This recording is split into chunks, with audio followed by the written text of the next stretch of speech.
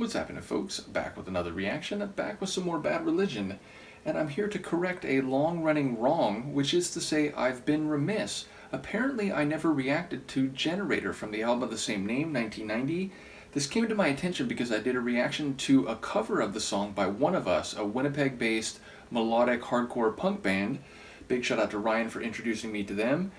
And yeah, I was saying, as I did that video reaction, up right now on my Patreon, though if you're a paid member you can see it, but if you're a free member it's going to be furloughed, or rather embargoed, for about 10 days. Nevertheless, the point is, I did a reaction to their music video for their cover, which is a live performance out front of a Winnipeg Harley-Davidson shop. And yeah, I was like, man, this is incredibly faithful to the original. Even the vocals, they hit on those harmonies, and the lead singer does a good job of singing like Greg Graffin, and I was convinced that I must have reacted to the original, but no, I haven't. So I'm going to react to both the original studio version from the album of the same name and to a live performance of it from the tested tour/non-album track compilation that came out in '96. So yes, this is from 1990. It's a song written by Gurewitz, and as I hinted at, I didn't spend too much time talking about the lyrics when I reacted to the One of Us cover.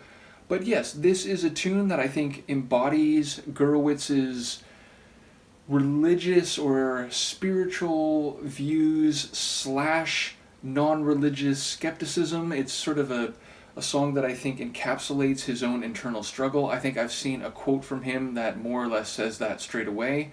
The generator is his term or concept for the idea of a theistic or maybe a deistic entity behind reality, behind the universe, and so on.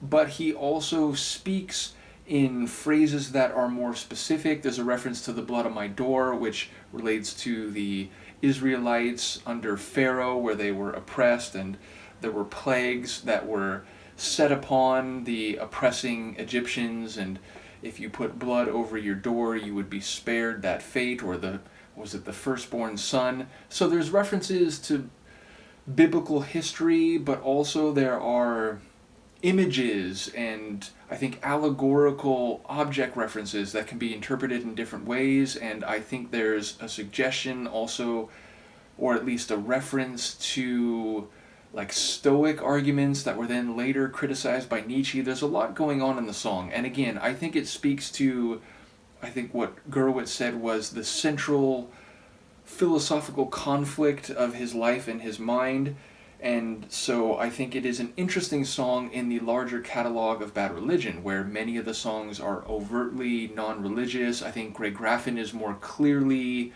a naturalist and a non-theistic philosophical individual. So yeah, it's a really interesting song. I think there's a lot of poetry to the lyrics. It's an absolutely rocking tune. I love the vocal harmonies in this one, and even when it's just Graffin singing, I think he just has a really great melodic delivery on this track. So let's give it a listen. This is the studio or album version of Generator from the album of the same name, 1990, by Bad Religion. Like a rock, like a planet, like a fucking bomb.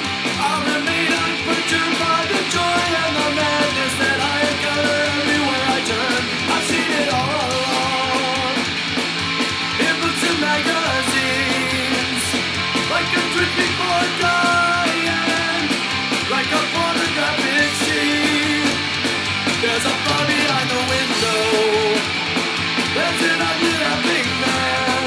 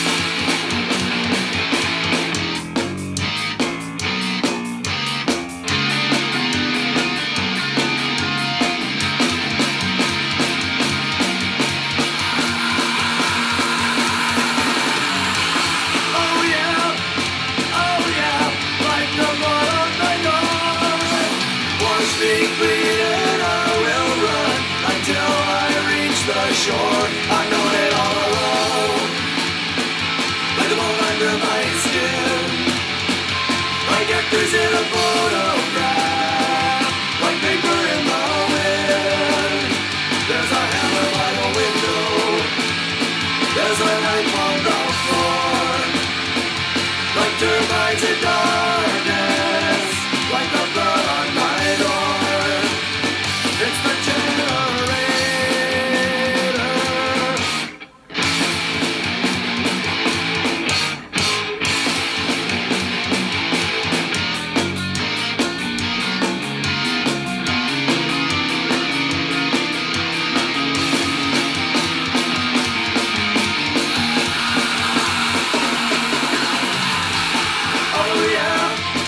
Oh yeah, like the blood on my door.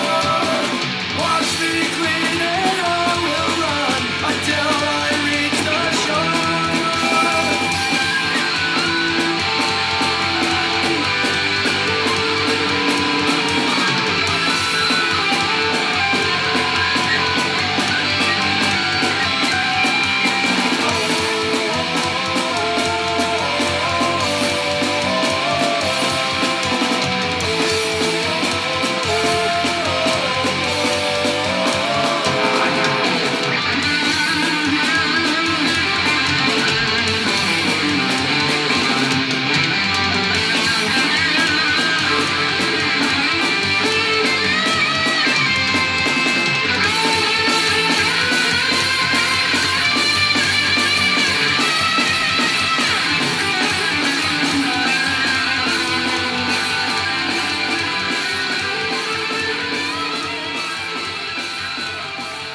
Tune, and a less common fade-out ending for a Bad Religion song. I don't think it's by any means the only fade-out ending in their catalog, but a lot of their songs, especially in the earlier decades, ended with a cold or full ending. But yes, again, I think there's a lot of philosophical rumination, there's a lot of allegorical imagery. Again, the idea of a rock, which is this inert, dead substance, and then the planet Earth, which is a larger rock and which has life burgeoning on it, and an atom bomb, which destroys life and nature and all entities in its path. There's reflection on exactly what nature is, and if humans are nature themselves, that we are animals, we are primates, and if we create things that destroy rocks and even the planet Earth, there's an unresolved tension between not only what is creative and what is destructive, but then taking that idea to a biblical level and then referring to things which are there even if you don't notice them or see them or hear them in every situation, like the bone under your skin, turbines in darkness, a hummingbird sitting there where, again, it doesn't really make a sound and you might not notice it. I think in that interview that I remember seeing, Brett referred to it like an air conditioner, where like maybe you hear it, it's in the background, but after a while your brain, it just focuses on other things. It's like it's become part of this background and it's there, it's functioning, it's the cause of some conditions, but you're not acknowledging it, you're not noticing it. So yes, I think it's indicative of the philosophical musings of one of the main two songwriters of Bad Religion, and as I said, given that a lot of their other songs are overtly non-religious, this one has an interesting place in their larger catalog, and I enjoy the fact that they, as a songwriting tandem, were addressing issues of philosophy, belief, metaphysical questions from different angles, and I think that's very reflective of the creative songwriting duo they've been. Again, I love the vocals on this one, the harmonies, Graffin's lead vocal. There's a couple of really nice guitar moments along the way, and I enjoy, even if the first time I heard it, those dissonant build-up sections where again, the first time you hear it, it's wow, that's gnarled, that's really intense.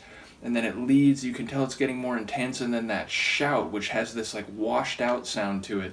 I don't know if that's just the way that I think Gurewitz accomplished the shout vocal, or whether there's been some effects on it, but yeah, I enjoy the way that shout vocal leads into the explosion and the oh yeah from Graffin once again. So yeah, it's a really cool song, a slightly unusual one in their catalog, and a very memorable one overall. After I do this, I'm going to react to a live version of it from Tested, so from the sort of fidgety Luca and I will see you next time. Peace.